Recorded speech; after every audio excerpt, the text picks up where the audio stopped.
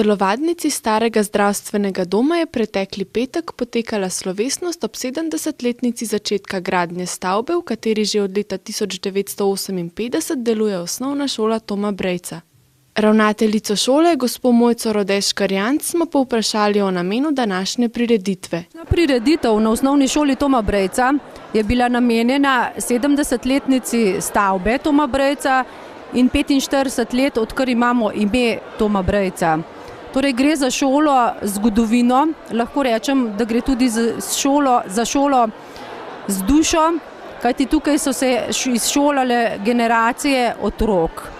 Učenci osnovne šole so pripravili bogat spremljevalni program s pevskimi, plesnimi in inštrumentalnimi točkami.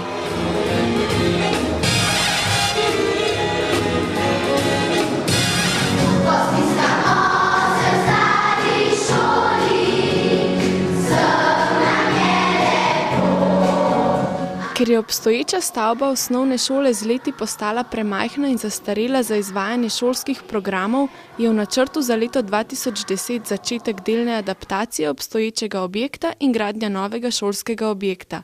Občina Kamnik bo za obnovo namenila 3,6 milijona evrov.